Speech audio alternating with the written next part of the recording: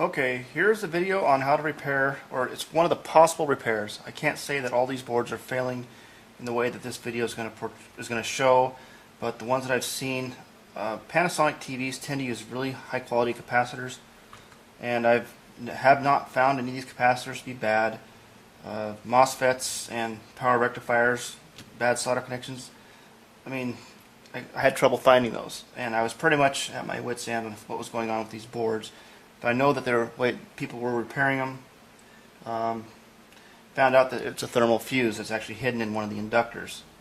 So hopefully this will help a lot of people that have been working on these TVs or these particular power supplies. That is the ETX2MM681MF or the NPX681MF. There's two different part numbers they have on the board. But hopefully if you're at wit's end, this might be the solution for you. And it's only a couple dollars in parts from Radio Shack.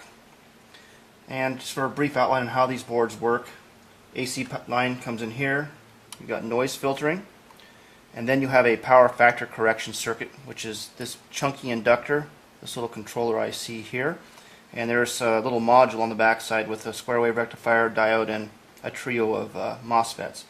And what it does is it takes 120 to 240 volts AC coming in, boosts it up to 385 volts DC, which is in these 3-volt capacitors here.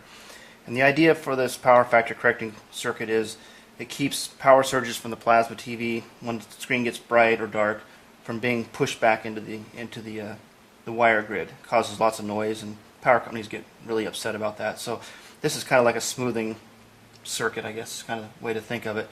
So your 385 volts DC is then run onto 3 different switch mode regulators. You have your your X and Y drive power supplies, and each of these little cards are the little controller chips for those, and also the main low voltage bus. I think I measured around 5 volts or so coming off of this. Possibly other windings there are on this transformer, so there could be other voltages, but anyway, that's the basic construction of the board. Linear regulators and your final outputs. This little board here with an IC on it, it might be a power monitoring circuit. I'm not sure. I didn't really go that much into detail on it, but anyway, the point of the video is to find out how to fix it, not how everything works. So we're going to go ahead and begin disassembling this board. This is what you'll have when you take a unit out of your TV. So let's start by removing this circuit board from this aluminum panel, because there's a simple test we have to do, but we can only get to it from the back side.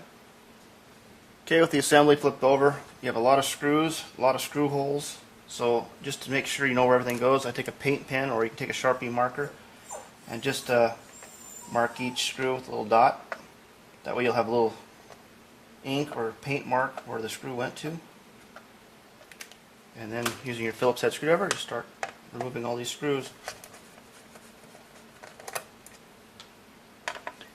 Okay, now with all the screws removed off the bottom of the chassis, flip her over, and we still have the screws that are on the top. They're just these 6 here, at least that I can see.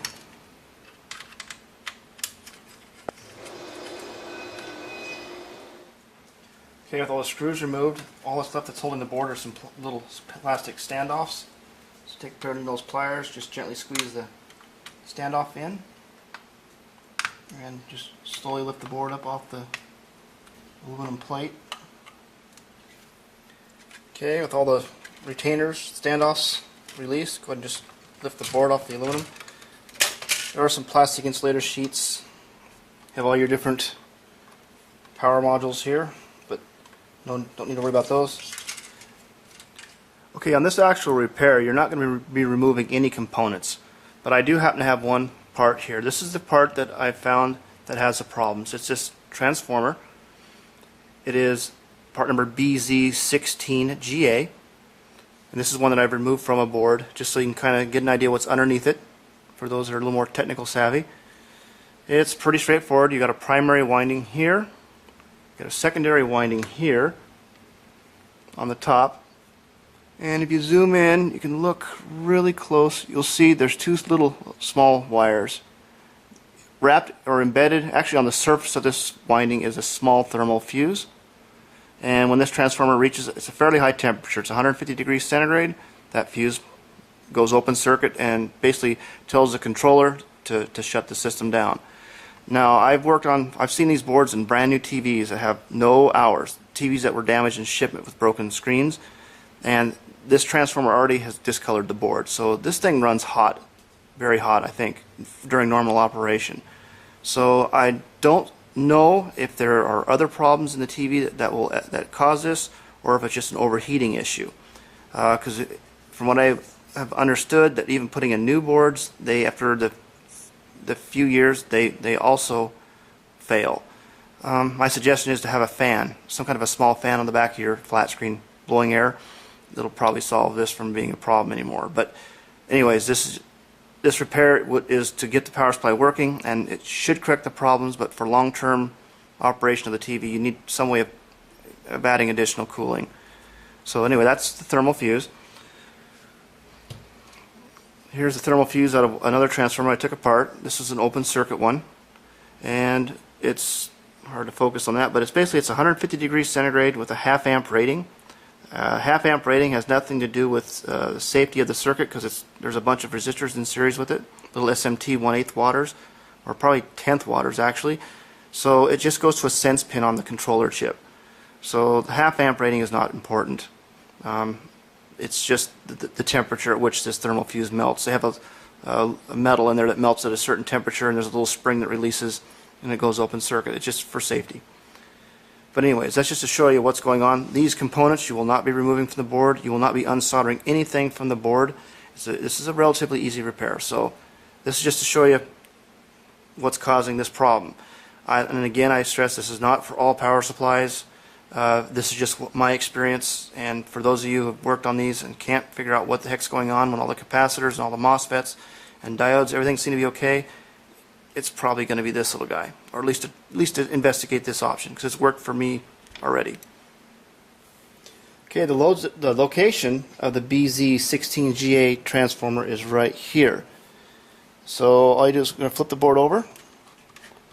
So again, transformer's here, the little microcontroller card is here to your right, and then your AC power cord input is on your left. So as you're looking at the transformer, we're able to read the name plate on it.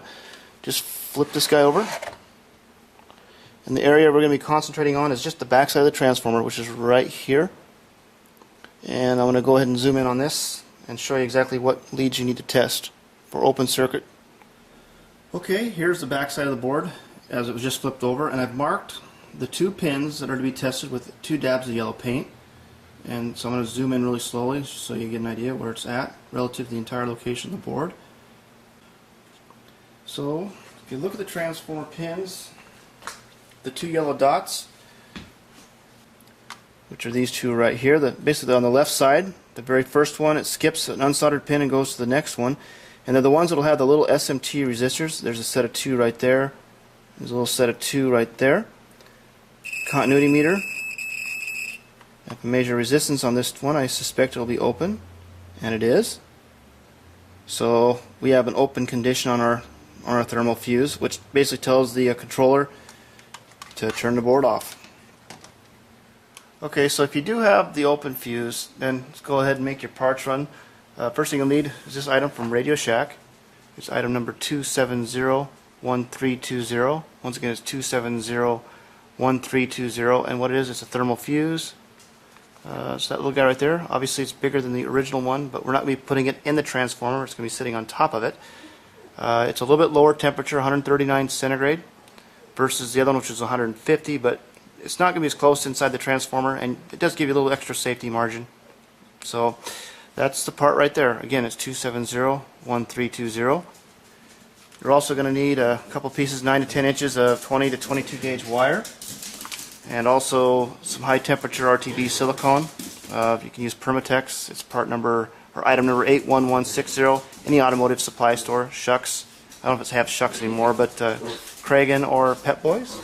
And also 2 automotive butt end connectors like these, because I don't recommend soldering to the thermal fuse because that will potentially cause it to go open circuit. Okay, the first thing I'm going to do is going to go ahead and crimp these wires onto the thermal fuse. And again, some of you may choose to solder, but the solder may be enough to cause the fuse to trip. So I'm going to just crimp these.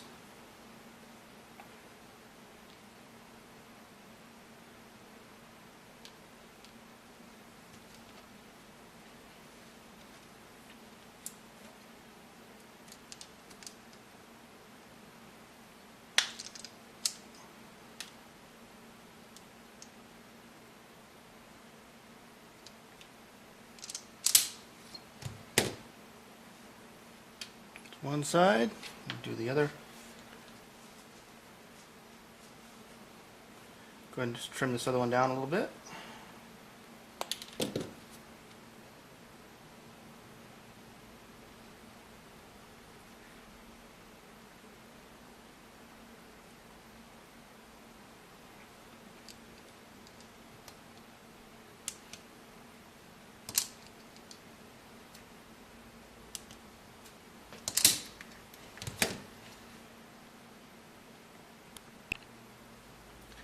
Alright, take one of the ends of your lead wires that you attach to your thermal fuse and go ahead and solder it. Doesn't matter, it's not a polarity sensitive part, but to one of the pads on the transformer.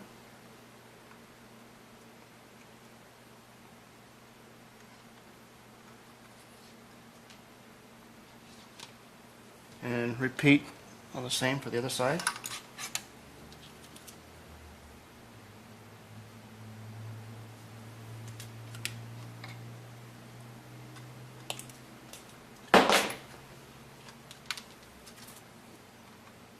Tinned a little bit.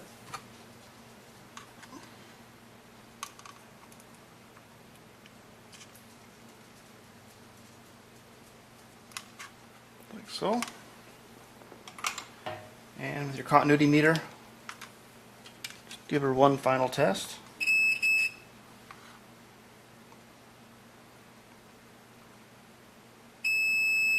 Right there. Okay, with your soldering complete and the continuity test is passed, you turn the board back around, and we need to thermally bond with the RTV silicone the thermal fuse to the secondary winding of the transformer, which is the lower winding, or the winding closest to the edge of the board, the wires. Okay, now just simply apply some RTV silicone to the area of the second winding.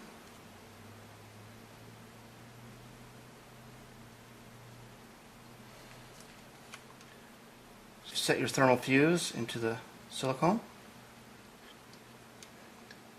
Maybe bend your leads up a little bit so you want it to be against as close as you can get it in contact with the winding.